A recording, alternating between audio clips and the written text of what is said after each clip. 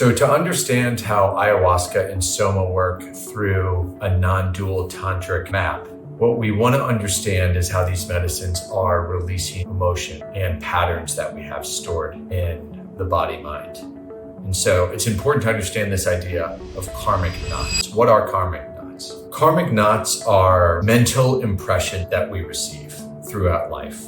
Things are constantly happening to us from the time that we're a young child through growing up. And these form impressions on us, even from little things to really big things like traumas. So on a basic level, we can just think of things are impacting us at the level of the nervous system. So for example, just simply sound, sight, sensation, feelings, all these things that happen to a sensory level that are entering through the sense doors. And that will trigger a feeling or a thought. But a lot of times, for example, you can imagine something being traumatic that was literally just happening at the level of the nervous system, such as a car accident. And then, so we have things that have happened to us at the physiological level, and that forms an impression. So for example, imagine you were in a car accident. There's a literal, you could have an injury, but you also could just have an immediate response, a kind of contraction to different forms of, abuse, right? Or just an uncomfortable situation, right? Sometime where you felt unsafe could involve a kind of physical contraction that leaves an impression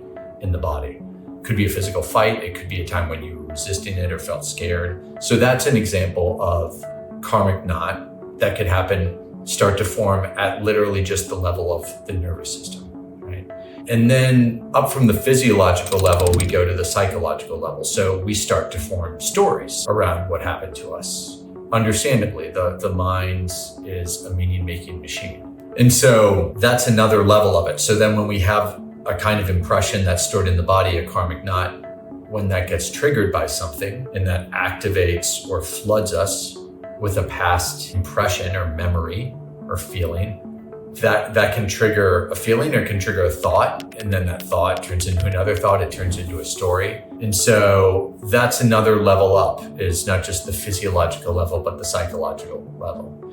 So we might have to do some kind of work to heal ourselves, for example, psychotherapy. But you might have even worked through particular stories about what happened to you and it was helpful, but you've still had something that happened to you at the level of the nervous system or a strong impact in the body that still leaves this strong impression. So even though you can tell yourself that you're fine and maybe your adult rational brain understands it, there's something that you experienced as a child, perhaps it was neglect, perhaps it was all sorts of things that there's a disconnect between what you rationally understand as an adult and what you feel in your body in terms of lack of safety or love or things like that. And so that's an example of how, as one modern trauma person puts it, the body keeps the score, right? And so all these are examples of karmic knots. And so what's happening is, through working with something like ayahuasca and soma, what makes this medicine unique is there's one plant, Peganum harmala, or the Banastrius capi vine, the ayahuasca vine, that has these harmala alkaloid, mainly harmine and harmaline, open the energy channels of the body and help to release these karmic knots. Now, that way of explaining it isn't a Western scientific lens. The idea is that consciousness is a subjective experience. And so actually these subjective maps are really helpful in explaining subjectively what's happening to us. Things like Chinese medicine and Qigong, or yoga and tantric maps of the subtle body. But we know this a lot now, Western science saying this in its own way. For example, The Body Keeps the Score, very prominent book on trauma, that we do have emotion that in events that get stored in our body. And ultimately what's helpful about these maps is it's helpful in that it's explaining the journey of awakening or healing, or however you want to phrase it.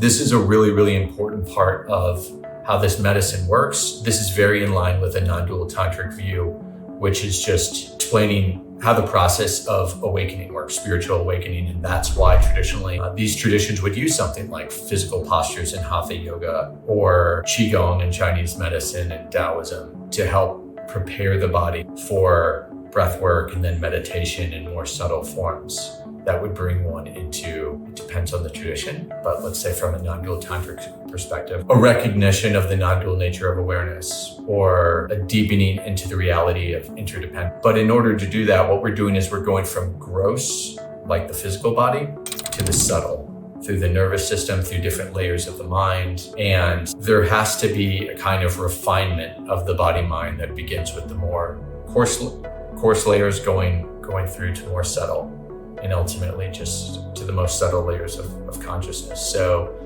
this is a very, I find, helpful map for explaining the process of awakening and how ayahuasca and Soma specifically work. That's really unique to this medicine, because most psychedelics will just have the psychedelic component like psilocybin or LSD, or if you just consume DMT purely. But what makes ayahuasca or an ayahuasca analog Soma unique is that it not only has that intelligence that is contained in the compound of DMT or in the psychoactive plant of chacruna or certain forms of acacia.